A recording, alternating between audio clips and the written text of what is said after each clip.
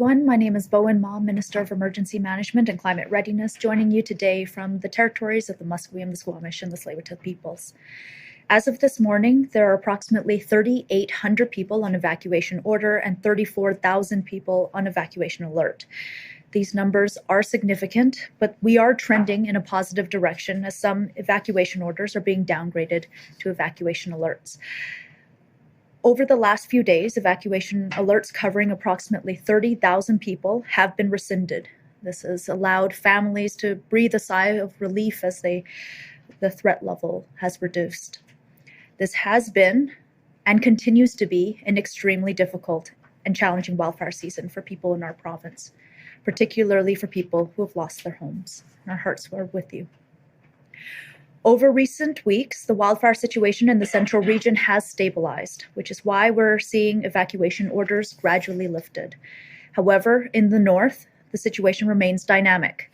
Strong winds over the weekend led to substantial wildfire growth in the northwest and the Prince George wildfire centers. Wildfires in the Vanderhoof and Fort St. James region also displayed aggressive fire activity due to these hot, dry, and windy conditions. While the winds have since calmed, we must all remain vigilant and prepared for future changes.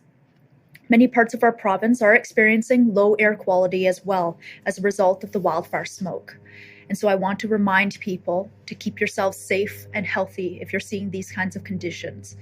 Stop or reduce your physical activity outside, keep cool and drink plenty of fluids, and stay indoors whenever you are able. Also, check on your neighbors who may be more vulnerable. We're all in this together. Since April 1st, more than 2,000 wildfires burned over 2.2 million hectares of land. These numbers are astronomical. It has been a relentless fire season, which has been compounded by severe drought and the impacts of climate change. Some local governments and First Nations in fire-affected areas have started to focus their efforts now on recovery. And so as of today, we are declaring the 2023 BC wildfire season a DFA eligible event and opening eligibility for local governments and First Nations to apply for disaster financial assistance. For wildfire events, this funding can serve several purposes, including helping communities rebuild or repair essential public infrastructure like roads and bridges. It can also help local communities replace essential materials and support expenses related to inspections, appraisals, planning and design processes needed to determine recovery costs. And we are also rapidly increasing our recovery team's capacities to help communities with their recovery plans and assist with applications for this funding. All this being said, assessments are still underway to determine the extent of the damage caused to structures, both public and private, in communities. Homes have been lost, businesses have been impacted, and livelihoods have been put in jeopardy. The full extent of the damage caused so far through this wildfire season is not yet known, but this doesn't change that the pain and hardship that many people are going through is profound. We are working closely with local governments, First Nations, regional districts to understand the extent of the loss and how to best support people through this time of recovery. And these are trying times, but we are stronger when we work together. Now, before I turn it over to Minister Ralston, I want to offer a cautious glimmer of hope. Historically, mid-September marks the conclusion of the peak wildfire season in British Columbia, and this usually comes with a shift in weather patterns. We are in the home stretch, but we are not yet in the clear. Drought is severely impacting much of the province, and there are still more than 400 wildfires burning in BC. While the end is near, it is critical that we all remain prepared. Please have an emergency plan. And if you are under an evacuation order, please leave immediately. Over the next several weeks, let's hope for the best, but be prepared for the worst. Thank you. I'll now turn it over to Minister Ralston.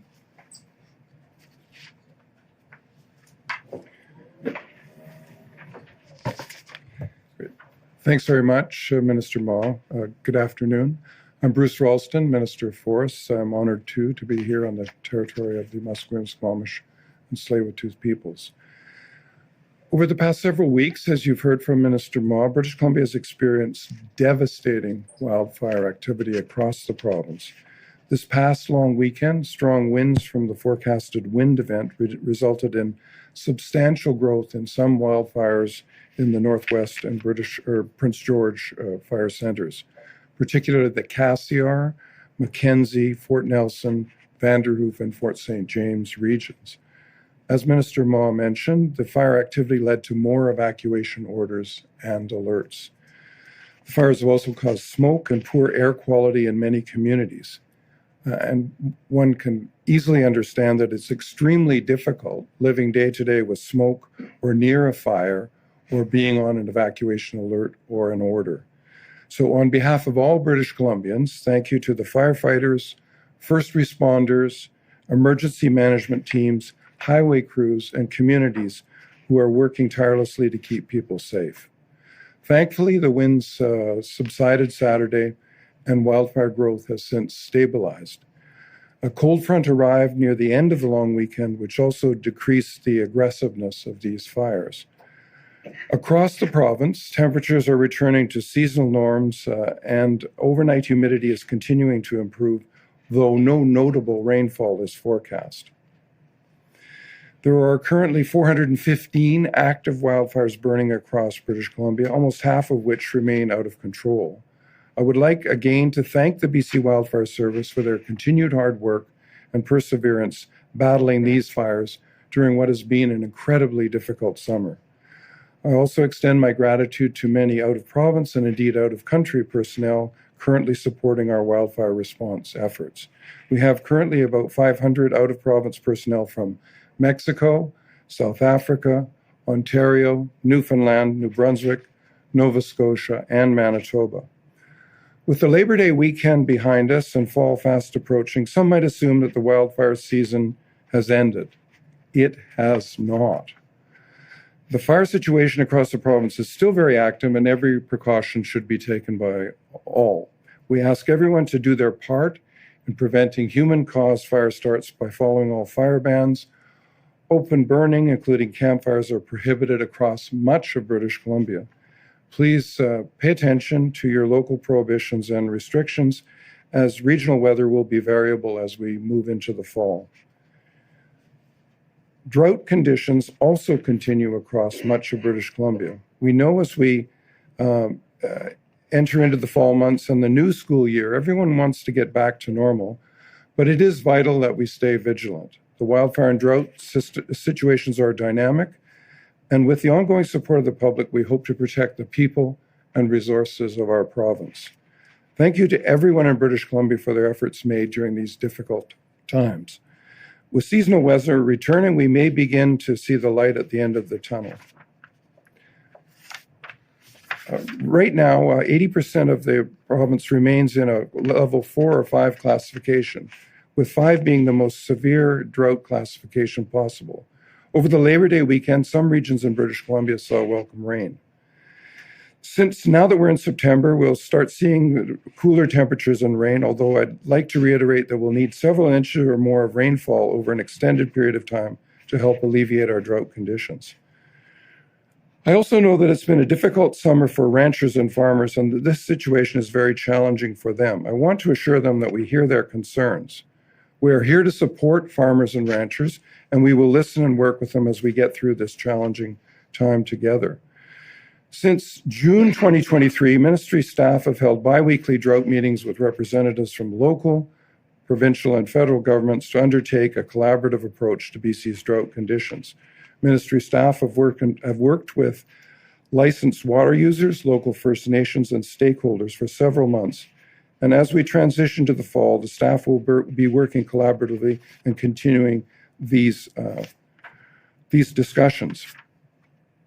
Current drought levels are unprecedented and are leading to more severe wildfires as well as impacts to wildlife, habitat, and aquatic ecosystems. Fish are particularly at risk this time of year when they spawn. Scientists and experts in my ministry have been closely monitoring stream flows and connected groundwater levels. Voluntary conservation of water is being encouraged across the province. Thank you to everyone who is doing that. In some cases where scientists are seeing major threats where fish and salmon could be impacted for generations, targeted action is being taken. Protecting water is vital for people, farmers, and communities, as well as fish and wildlife who depend on the rivers. We are working hard to make sure people have the water they need. We have proposed a significant agro-recovery program that will help BC ranchers impacted by fire get their businesses back up and running, as well as provide support for ranchers in severely impacted drought areas. Livestock producers have been under significant stress this summer, and agro-recovery will help them with certain extraordinary expenses not fully covered under existing programs and private insurance policies. We are also working to secure more feed for livestock through the Access to Feed program. The province has provided over $5 million to more than 100 BC ranchers to immediately support their cash flow and family businesses through agri-stability. We have production insurance that farmers and ranchers can access, providing relief for insured growers from crop losses when they are damaged by weather conditions, and that includes drought.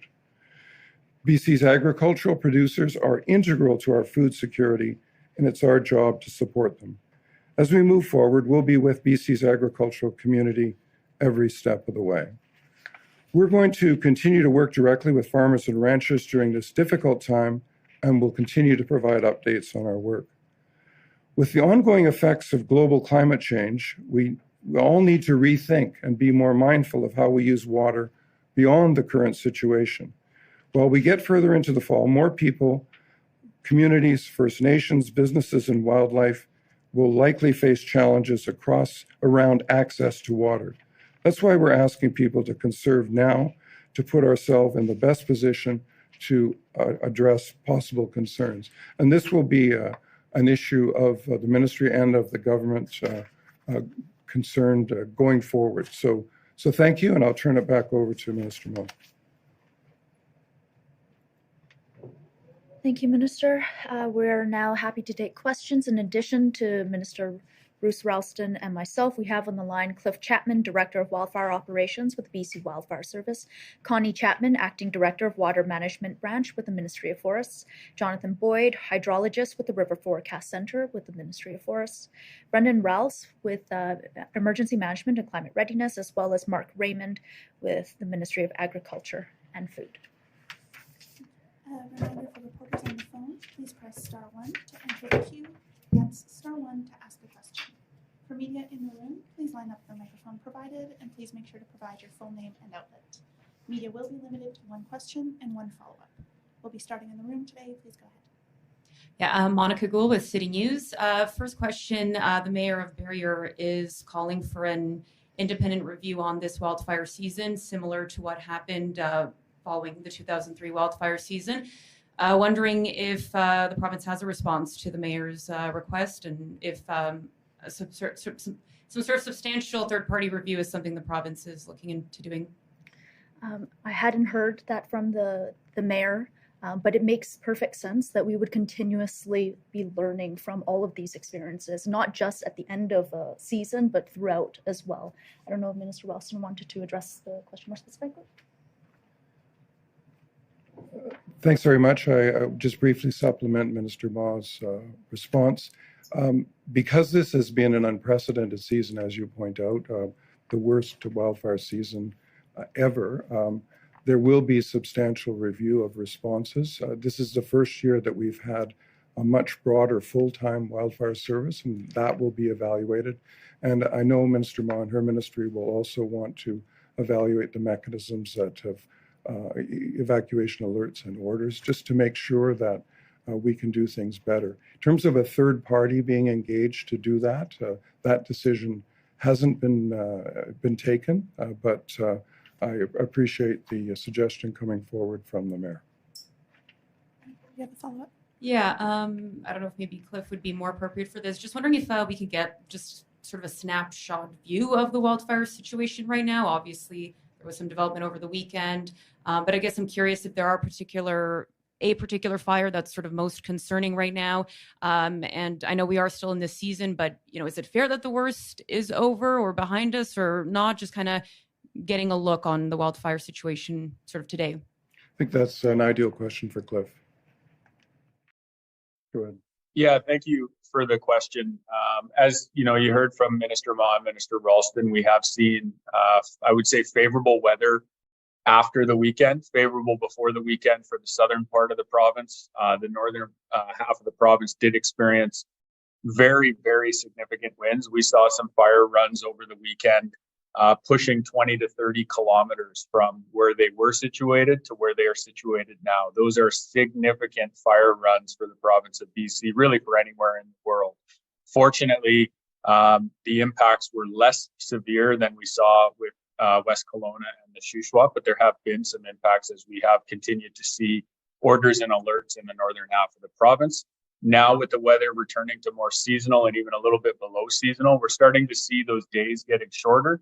We're starting to see overnight recoveries become better. So we're starting to see the relative humidity rise and the temperatures drop. So it's giving us more ability to use our fire suppression tactics effectively on all of our fires. So in terms of the rest of the season, we are luckily now into September, as the minister stated.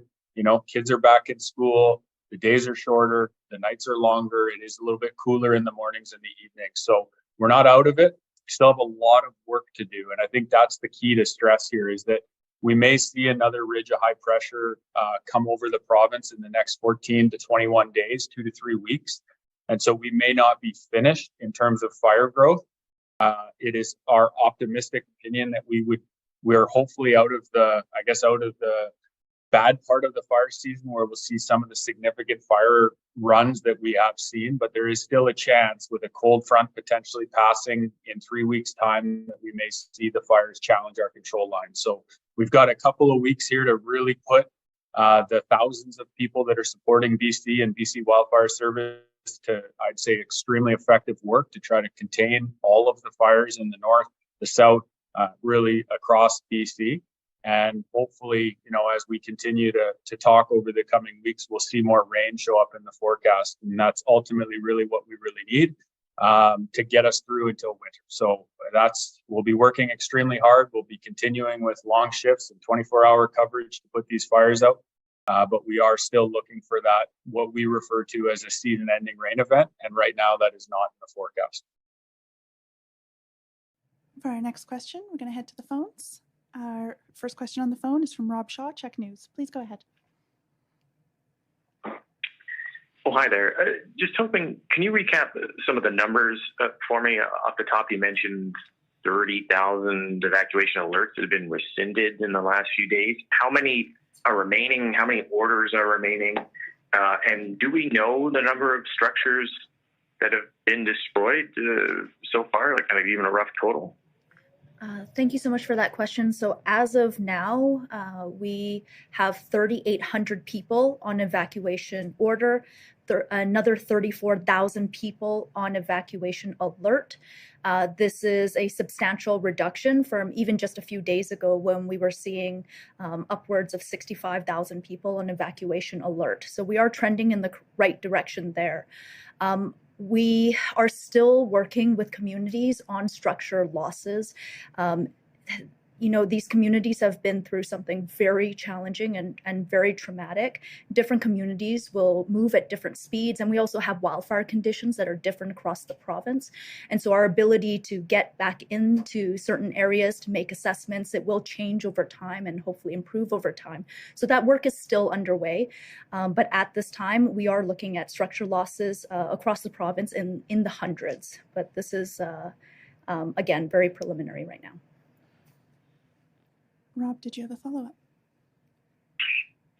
Sure, thanks. And on the drought situation, maybe there's someone there who could just sort of talk again about the drought and sort of find a way to explain it to people and how they might sort of understand it. Like, how many days of rain ideally do we need, or weeks of rain do we need to sort of get us out of this drought situation? Or is there another way we can quantify to folks how much rain outside of sort of an abstract millimeter count we would kind of need to get us back to where we need to be? Sure. I'll start. I'll see if Minister Ralston has anything to add, and we can also pass it over to Jonathan Boyd of the River Forecast Center too. Off the top, I want to emphasize how significant the drought that British Columbia is facing is right now. It is unlike any kind of drought conditions the province has ever faced, and in my opinion, truly is a sleeping giant of a natural disaster that we are challenged with right now. The impacts will be very, very real, which is why we have been communicating to the public since April the need to voluntarily reduce water use and conserve water. We've been working with communities to increase water restrictions, imploring water licensees to voluntarily reduce their draws and streams as well. The impacts to the ecosystem, to our industries, to ranchers and farmers, we've already seen some of those impacts come to fruition. And when it comes to what's going to happen over this fall, I would say there are three scenarios. The best case scenario we can hope for is extended gradual rain over long periods of time that gently recharge our reservoirs, gently recharge our stream systems and our ecosystems back to a healthy place. If we get too little water, then we could see an extended drought season that carries on into the next calendar year. And if we get too much water too quickly, then we may see storms and flooding, not unlike potentially what we saw in 2021. I will say that in 2021, we saw the beginnings of an extreme drought situation, nothing close to what we see this year. And how we were saved from that drought in 2021, unfortunately, was through the atmospheric river event, which was catastrophic, to say the least. And so I don't say these things to scare people, but it is important for us to really understand how serious of a drought situation we are in, and why, when we take the measures that we do to put in water and fish protection orders, that we only do it because it is absolutely necessary, because it is serious. Maybe we'll pass it over to Jonathan Boyd of the River Forecast Center to see if he has any numbers for us. Yeah, sure. Thanks, Minister Ma. And I think your answer was fantastic with the multiple scenarios there. And it really is just dependent upon each specific region. And as an example, Vancouver Island, this is typically the dry season up to maybe the middle of September, and we switch over into the wet season. So drought can end pretty quick on Vancouver Island if we get 2 or 3 large storm systems move through, and dare I say the word atmospheric river, but those types of storms will actually end the drought potentially for Vancouver Island. Where it is going to be drastic this year is that so much of the province is under drought conditions that there are going to be areas, especially in the interior, that just don't necessarily normally get rain that much in the fall months. So the drought could linger into the freeze up of winter and of course extend into the spring or summer of next year. So it really is all dependent. It's hard to give a specific number anywhere. And we actually have had reasonable amounts of rain over the past month and a half for the South Coast and Vancouver Island, but it has only just helped a little bit. That's in comparison to last year, where it essentially didn't rain for about 3 months straight on Vancouver Island. For our next question, we're going to Catherine Urquhart, Global News. Please go ahead. Yes, hi. Thanks for taking my call. I'm just going to pull up my question here. In regards to the financial assistance that you're going to be offering, do you have any sense of what that might cost the province at this point? I think that it's far too early for us to give you an estimate on that. We'll need to work very closely with communities to understand the kind of structural losses that they're facing, the kinds of supports that they need, and work with them closely on that. Okay, is there a dollar figure per person that they can qualify for? So I should be clear that disaster financial assistance is intended to cover losses caused by disasters that are not insurable. And so in the case of wildfires, it will largely be public infrastructure, so public roads, public buildings, and other public assets. Catherine, did you have a follow-up? Yeah, just wondering if you have the latest tally on the number of homes and structures that have burned across the province. At this time, we know that the numbers are in the hundreds. I won't be able to give you a more specific number than that because we are continuing to work with communities to assess that damage. Our next question, we're going to Rob Buffum, CTV, Vancouver Island. Please go ahead. Yeah.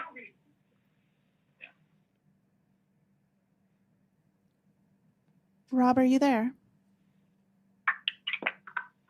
Oh, yeah, hi. My question is for Minister Ma. I'm just wondering, Tofino is experiencing a significant drought situation. They're on the cusp of stage 4 water restrictions, which they said might invoke a state of emergency. There already restaurants are being advised, like have porta potties instead of normal functioning toilets. I wanted to get your reaction to how serious that drought situation is there, and in light of the fact that we can probably expect something similar in the future, what steps, if any, is the province taking to prevent something like this from being as serious in the future? Yeah, I think that what Tofino is facing and what Sechelt had faced last year as well is an example of how serious water scarcity can be for communities. It is why we have been working with communities since April to help them understand the seriousness of the drought that is occurring in the province and work with them to increase water restrictions like Tofino has done. The consequences of a drought can be profound for many communities and individuals. We are already seeing many impacts in the north where ranchers and farmers have been impacted by water scarcity, the inability to irrigate their crops, either through necessary protection orders or simply because of low stream flows. What we're seeing right now are the consequences, the very real impacts of climate change. British Columbia is, as a province, we are used to having plentiful access to beautiful, clean water. And we have not necessarily developed as a province the conservation mentality that we will now need to develop moving forward into the future. Rob, did you have a follow-up? I do, and it might be for Minister Ralston. It relates to something that's been discussed already. It's the impact of the drought on cattle ranchers. We spoke to a rancher today in the Cowichan Valley who is upset because he's facing a real financial burden importing hay from Washington State, and says the help he's getting from the province to date is not enough, and he wants to see the province do more. What do you say to him, and is more help coming? Do you want to take that one? Let me begin an answer, and then we have someone from Mark Raymond from the Ministry of Agriculture and Food who can talk specifically about the agri support programs that are in place. Certainly, we recognize, and ranchers and cattlemen generally are experiencing the consequences of drought, and those who produce hay, alfalfa, and other feed for cattle are also experiencing those consequences as well. So these are difficult times for that sector, but there are programs, and I appreciate that the comment is that this person would like to see more, but certainly there are a range of available programs, and perhaps I could ask Mark Raymond to set out in some detail the programs that are available, and I would think and I hope that would meet the concerns of the person that you spoke with. Go ahead, Mark. Perfect. Thank you, Mark Raymond, Ministry of Agriculture, Executive Director. So we do have a number of programs to support the agriculture sector. The first and foremost program is the Access to Feed program. So we've been working very closely with the Cattlemen's Association this year to start up and set this program and put it into place. This program is essentially a matchmaking program that helps producers find feed, access to feed. We had a call this morning with the Cattlemen's Association, and they did indicate that there is feed available. Other provinces, such as Alberta, we found some good sources of feed there that is able to bring that over to British Columbia. That being said, supply and demand. Prices are definitely higher for feed this year across Western Canada. And that is what some of our financial support programs are in place to support. So we've got our Agri-Stability Program, which is our key program to support producers. We've opened the enrollment for that program up to allow for late enrollment, and we have seen some pretty significant uptake of that program from producers across BC. And within that program, we allow for advance payments to producers to help with the financial support if they are having troubles covering costs with the immediate increases in feed there. So it is that Agri-Stability Program that is the key program supporting producers for that are having financial difficulties. And we really encourage producers to reach out and sign up and enroll for that program. For our next question, we're going to Wolf Deppner, Black Press. Please go ahead. Yes, thank you for taking my question.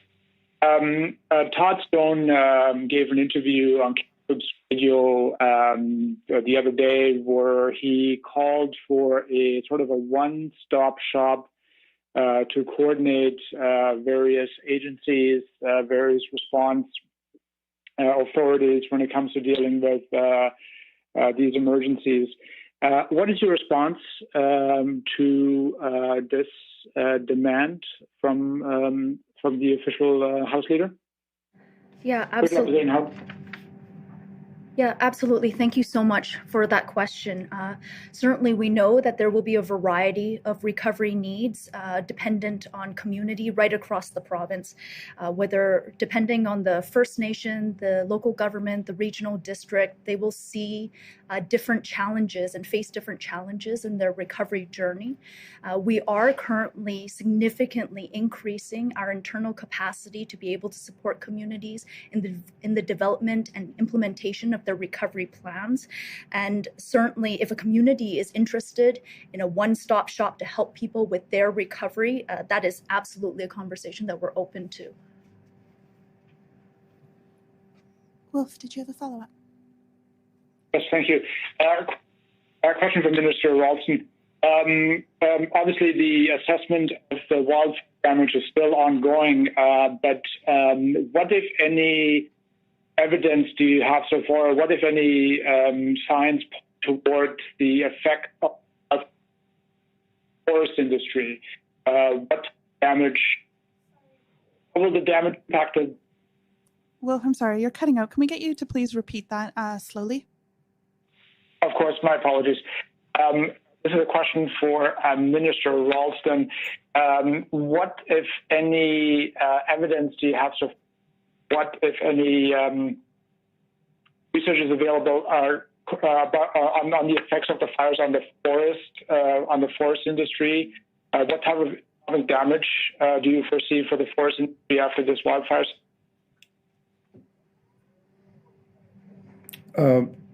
Thanks very much. I think maybe if I might summarize your question, you're asking what's the impact of the wildfire season in the regions of the province upon the forest industry. So there are a number of impacts. One, I just want to at the outset say thank you very much to the industry for participating in the firefighting effort. Many of the companies have equipment which they've made available to the BC Wildfire Service under contract, and that a lot of that has been arranged prior to the wildfire season, but they've been very cooperative and very supportive of the firefighting effort. Certainly, it's early days in terms of assessing the damage in the sense of fire damage to a standing timber. Some of the areas are not what's considered to be prime forest land, but where there is forest land that's I think the term is merchantable. In other words, it has an economic value as timber beyond the environmental and other attributes that we attribute to our forests. That assessment will be made. Typically, one of the areas where there's a follow-on is some of the burned timber, once it's assessed by the Ministry of Forest officials, will be marketed for sale. Some of the companies have capacity and familiarity with how to use fire-damaged wood. I'm thinking particularly of, I met not so long ago with Kruger, which is the pulp company which now owns the mill in Kamloops. They have a capacity to use fire-damaged wood in their process. It's not a perfect process because obviously there's some that's not usable, but so they're and taking that wood and using it, or those trees and using it in that way also helps the regeneration of the forest, because rather than leaving the timber standing there, and I know we've all driven by parts of the province where some fires took place 20 or 30 years ago, and the charred trees are still there. It helps in the regeneration of the forest, so it's a valuable service ecologically as well. So, but in terms of the overall impact on companies, there's been shutdowns as well, and that's it's a bit of early days to make that assessment of the impact. But once again, I just want to return to the cooperation that we've received from the forest industry and the workers, the people that work for the forest industry. They've been very, very cooperative in the firefighting effort. Thank you. Our next question is for Brenna Owen, Canadian Press. Please go ahead. Thank you. Yeah, I guess I have kind of a similar question for Minister Ralston. I added up the total burned areas for the last 10 years, 2014, to what we've seen so far in 2023, and it's about 65,000 square kilometers. So I know BC is working on a new system of forest landscape planning, saying, the goal is to prioritize ecosystem health, but I'm wondering, how is the province taking drought tolerance, wildfire resistance, and climate change into account in that planning when it comes to the replanting and regeneration of forests after wildfire as well as again? I think you've hit upon the very profound challenge that forest landscape planning is designed to address. This is a process that is new. It's been trialed in 4 areas in the province. One would be in the Quesnel area. Rather than simply focus on timber values alone, as you say, it focuses on a range of values, biodiversity, ecological balance, participation by First Nations and communities, and through a process of discussion and consensus building, we'll come to develop a plan for a particular region that will lead to some areas that will be not harvested, some areas where there will be mixed use, and some areas which will be economic zones for harvesting. The challenge will be to do that in a timely way, but there's money in the budget and has been beyond the pilots for 8 other regions to do these forest landscape plans. And we're optimistic that this will bring about a new era in forest management in the province. And so far, my assessment based on the reports I've received is that it has huge potential and it is working. Brenna, do you have a follow-up? Yeah, I guess I'm just wondering, in terms of how that process is going to be used to create a landscape that's perhaps, we're not going to see fires burning quite as intensely. I know climate change is at play, but what kind of changes might we be able to expect when it comes to silviculture practices, stocking standards for logging companies, which tree species are being planted and how are they being distributed? Are those the kinds of changes we can expect to see through this process? I think some of those responses are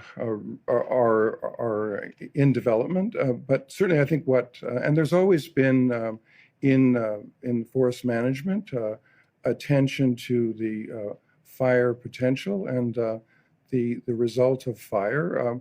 We have initiated new legislation that draws on Indigenous knowledge and talks about how we might use fire in a traditional way to burn areas in a preventative way that would then prevent or reduce the likelihood of a major fire in a region. That's one step.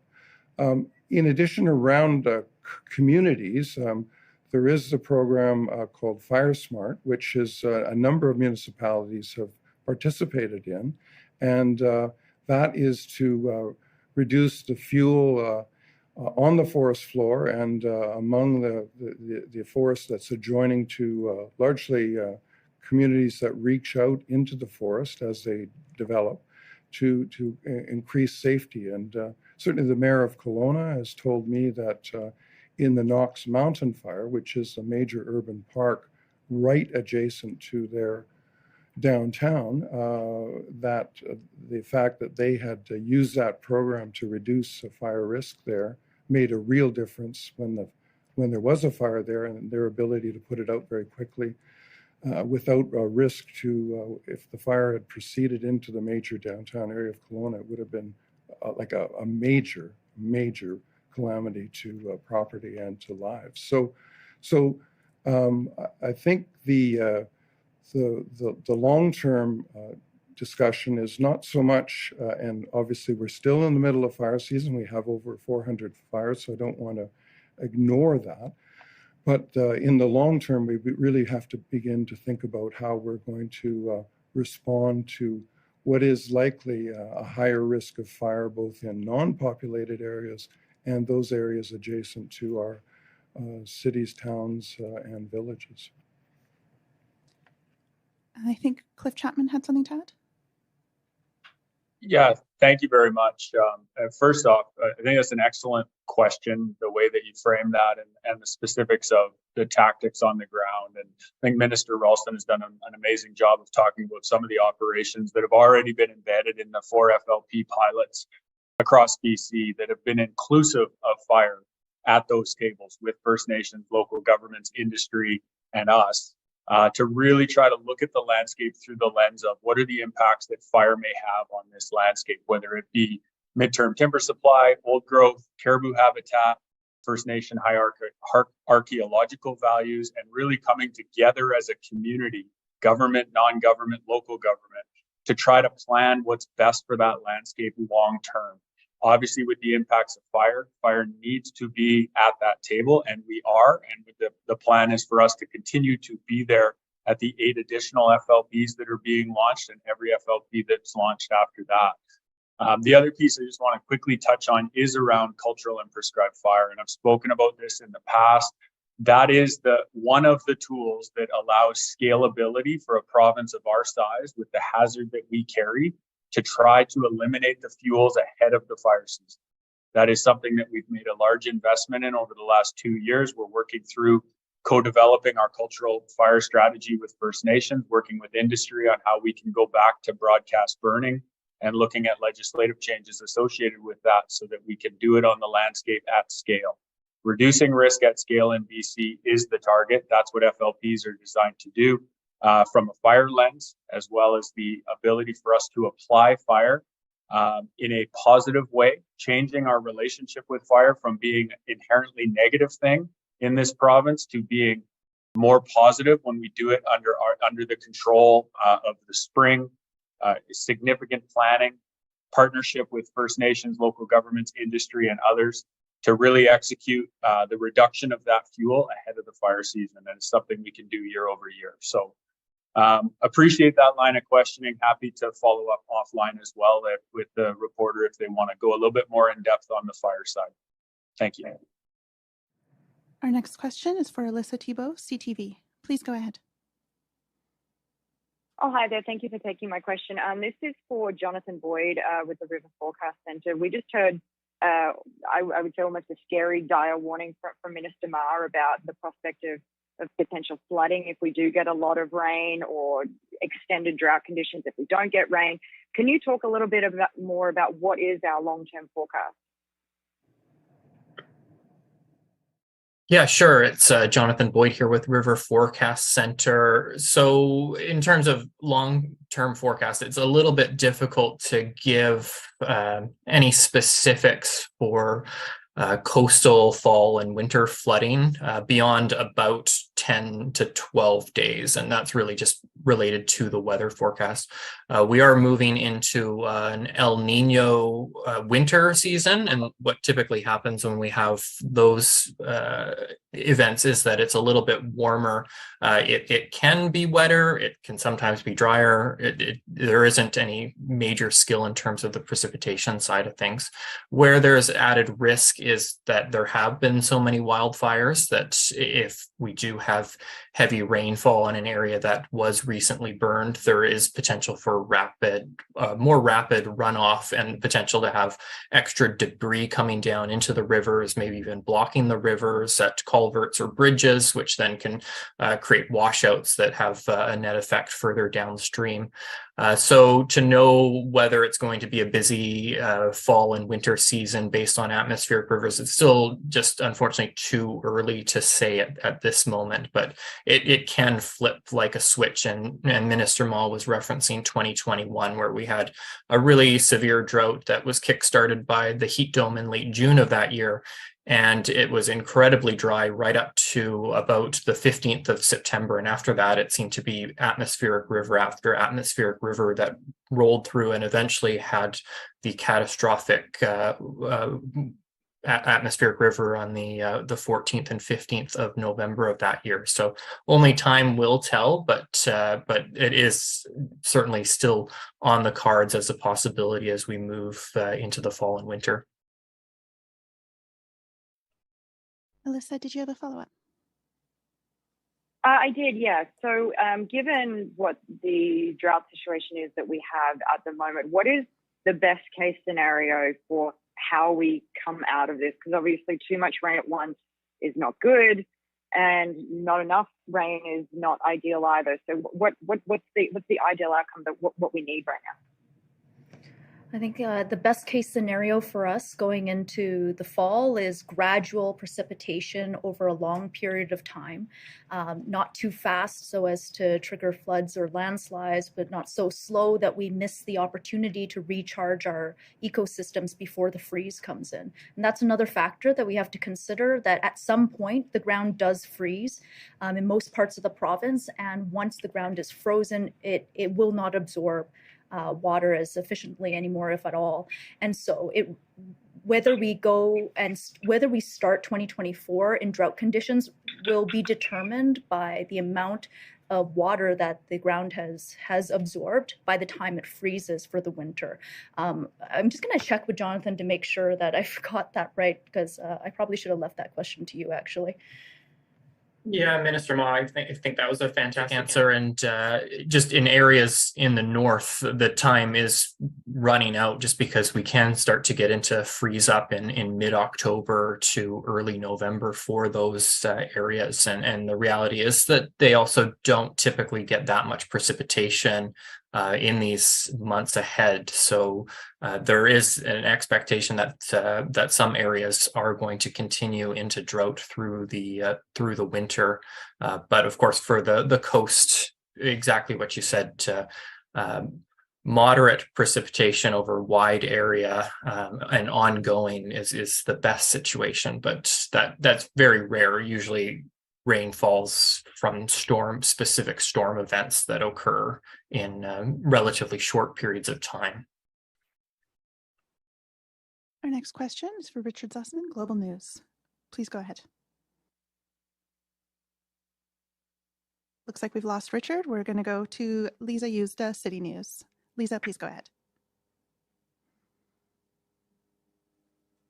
I just wonder, Minister, if you could just give one more little bit of clarification about this disaster relief funding that's available, that it is just for communities and just for infrastructure that would not have been able to be insured. Yes, correct. So disaster financial assistance is a program that provides support for damage caused by disasters that are uninsurable. I'm going to make sure I actually say that correctly, just because you asked for clarity. So it is disaster financial assistance covers losses caused by disasters that are not insurable. Wildfire insurance is widely available across the province, except in the public sector. And so most of the disaster financial assistance here will go to support First Nations, local governments, regional districts in the rebuilding of public infrastructure. We cover up to 95% of those costs and work closely with those communities about on their recovery plans. In addition to the disaster financial assistance that we are announcing today, we are still working very closely with these local governments, regional districts, and First Nations to understand the extent of the damage, both public and private, within their communities, but also understand how we can help support them in rebuilding their communities as a whole. Lisa, did you have a follow-up? Yeah, I guess simply, is there any hope for people who have homes who weren't insured? So anybody who has a private structure that has been damaged, we encourage them to reach out to their insurance companies right away. The good news is in many communities like the Kelowna area, the insurance rates are the insuring rates, the rate of people who have their homes insured is actually quite high. So that's really good news. And obviously it's a reminder to everybody, whether you're a homeowner or a renter, that insurance is absolutely a must here in British Columbia for a variety of reasons. That being said, those who do not have insurance, we are very aware that they will likely require ongoing supports in terms of housing and their immediate needs. And so right now we have emergency support services provided and deployed right across the province, but there will be a question as to what kind of medium and longer term supports will be required for those who are in the unfortunate position of not having insurance that takes care of them during this time. That's all the questions we have for today. Thank you.